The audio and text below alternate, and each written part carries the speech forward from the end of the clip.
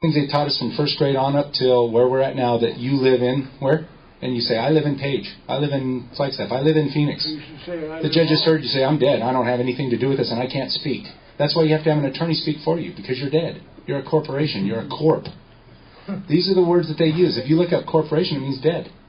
Something dead. Corpse. Comes from the word corpse. You guys, come on, man. These are just words. We can do this.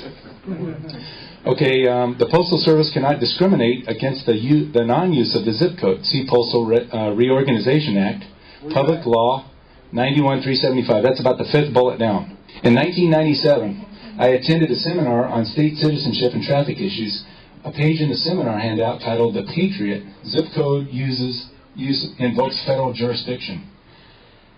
They had this to say, and I'm not including material already covered in above. That's really a heavy thing right there, because a lot of the patriot people understand this. Now, I'm not saying I'm a patriot, and I'm not saying I'm not.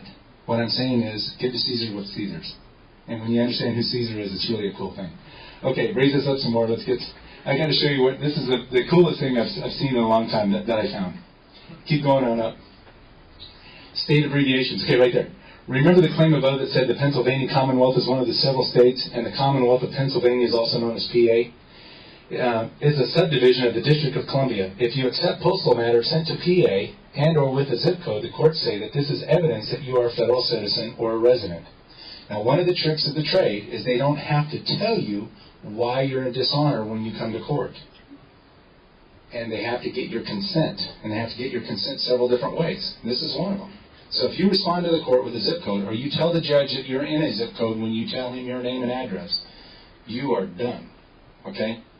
So, now here's the cool thing. This was in the document from 1998. 4th edition, 1968 is also some great stuff. But if you look at the state name Alabama, the U.S. Postal Service says that they're not yet a state. Alaska is not yet a state. It's spelled out Alaska. Arizona is not yet a state. Now let's look at the states that are states. Raise that up a little higher. Connecticut, Delaware, Georgia. The 13 colonies? The 13 states. Wow, the several states. Do you see how deep they've buried all this stuff from us? And all we got to do is read. All this stuff is on the internet. They have to give you notice. The cool part is that they give us notice in movies. I mean, they gave us notice with The Wizard of Oz. They gave us notice with The Matrix. All these things are for us to understand that we can participate in the act, or we can decide not to play in the act. Now, here's a thing that we learned 9 months ago. When you're walking around, let's say you're jogging or using exercise around a basketball court, and there's a bunch of guys playing basketball on the court. Get the word court? Did you get the word court? Yeah. Okay. And as you're walking by, somebody says, hey, come on, play some basketball with us. And you go, man, I don't want to play basketball, thanks. I'm going to get some exercise here. And you just keep walking. Well, they throw the ball to you. When you catch the ball, you're in the game. That's it. So what we were learning was to dodge the ball. So we're playing dodgeball while they're playing basketball. So we'd go to court, and we would dodge the ball. What's your name? Why do you need my name? What's your address? What's your birthday? I mean, we're doing all this stuff. Now we've come to the point where we just catch the ball. And we hold on to the ball. Game's over. That's our right. That's the Republic working properly. We just like to walk off the basketball court with the ball. It's ball. See, everything that the judge gives you is an offer. If you go to McDonald's and you order something, who has to pay? You do. So when the judge orders you to do something, who's got to pay for it? The judge has to pay for it. His next job is to fake you into paying it. You guys understand that? He wants you to be surety for his order. Now, I'm telling you all this stuff. There's a lot of people that are staring at me like I'm crazy, but there's a lot of people out there that know exactly what I'm saying because they've done this. Okay? How do you cancel a contract? Go ahead. Conditionally accepted. Okay, what he said was you can amend any contract as long as you're in honor in the original contract. So if I have, let me say this is a good analogy. I tell Thomas, I'm going to take out your trash for the next 10 years. I live right next to you. Have I told this on tape before?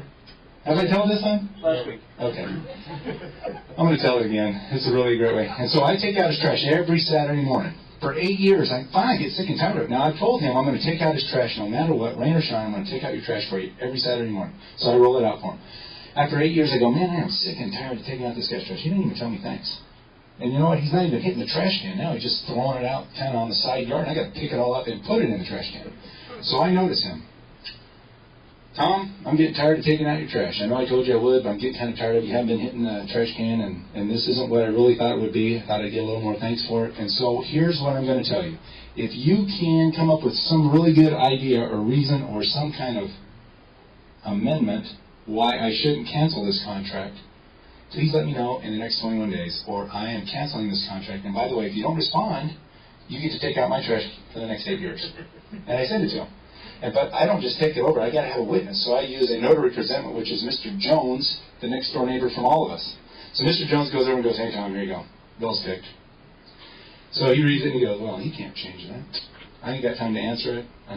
Got a wedding to go to, whatever. So then I send a second notice. Mr. Jones, would you take this over? You haven't responded to my first notice, therefore I'm giving you a second notice. No response. The third notice I give to Mr. Jones, I go, hey, would you take this over and tell him the deal's over? He takes it over and he gives him his third notice, all signed, sealed, and he witnesses it.